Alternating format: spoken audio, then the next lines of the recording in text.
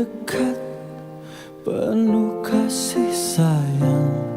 Takkan pernah engkau biarkan hambamu menangis. Beberapa waktu yang lalu saya pernah membaca sebuah artikel. Artikel itu ditulis oleh seorang ustadz. Ustadz ini tidak terkenal, tetapi tulisan itu dia tuangkan berdasarkan pengalaman pribadinya. Ustadz itu bernama Ustadz Komarudin. Dia pernah berdinas selama 30 tahun lebih di sebuah rumah sakit Islam di Jakarta. Apa tugas yang dilakukan Ustadz ini selama 30 tahun di rumah sakit? Dia diberi tugas oleh pihak rumah sakit untuk membimbing pasien-pasien yang menghadapi sakratul maut. 30 tahun itulah tugasnya. Saking lama tugas yang dia lakukan itu, dia banyak menemukan hal-hal yang mungkin itu menjadi pengalaman pribadinya. Oleh karena itulah dia tuangkan dalam suatu tulisan, dalam sebuah tulisan. Dia mengatakan dari pengalaman dia yang sekian lama, dia pernah mencoba membuat survei kecil-kecilan.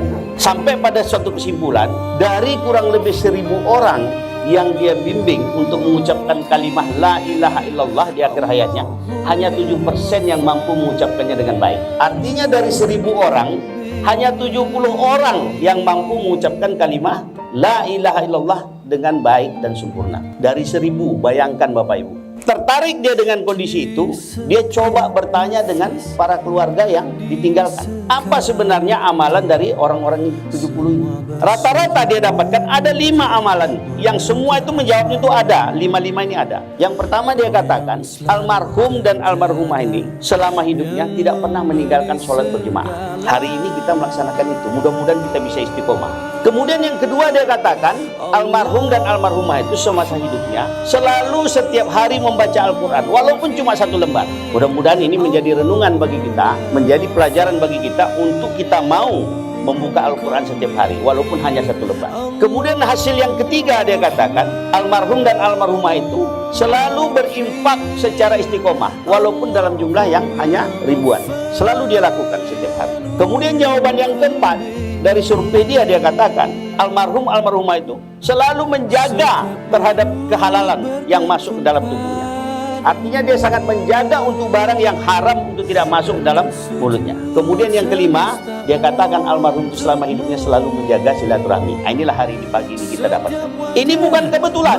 Pertemuan kita subuh hari ini bukan suatu kebetulan. Tidak ada satu kejadian pun di dunia ini yang terjadi secara kebetulan. Semua melalui skenario Allah. Semua melalui kehendak Allah. Termasuk pertemuan kita dengan saudara kita dari Batu Sangkar subuh hari ini, itu adalah skenario yang Allah kehendaki dan menjadikan sebuah silaturahim. Memang mungkin orang akan berdebat terhadap apa yang ditulis oleh Ustadz ini, pro kontra, karena ini bukan hadis, ini bukan firman Allah. Tetapi saya ingin katakan, kalau kita cermati 5 butir yang tadi hasil survei itu adalah hal yang sangat dimintakan orang yang sudah meninggal nantinya. Kita lihat di dalam surat As-Sajdah 12. Di sana Allah berfirman, walau taro izil mujrimuna nakisur usi binda rabbihim rabbana abasarna wa sami'na fatina na'mal solihan innahu. Di situ Allah katakan, dan alangkah ngerinya kata Allah. Ini bahasa Allah lah. Alangkah ngerinya. Allah yang mengatakan ngeri. Sekiranya mereka melihat orang-orang yang berdosa itu menundukkan kepalanya di hadapan Tuhannya. Lalu dia berkata, ya Tuhan kami sudah melihat dan kami sudah mendengar. Maka kembalikanlah kami ke dunia. Niscaya kami akan melakukan amal kebajikan. Sungguh kami termasuk orang yang yakin. Amal kebaikan ini adalah yang diinginkan oleh orang yang sudah meninggal. Artinya 5 hasil survei tadi adalah semua amal kebaikan. 5 hasil survei tadi adalah amal kebaikan. Dan ini Allah bocorkan bahwa itu akan terjadi di kemudian hari nanti seperti itu. Akan banyak orang menyesal ketika di pengadilan Allah nanti dia minta dikembalikan ke dunia hanya sekedar untuk melakukan kebajikan, termasuk 5 amalan tadi. Hari ini kita masih berada di dunia.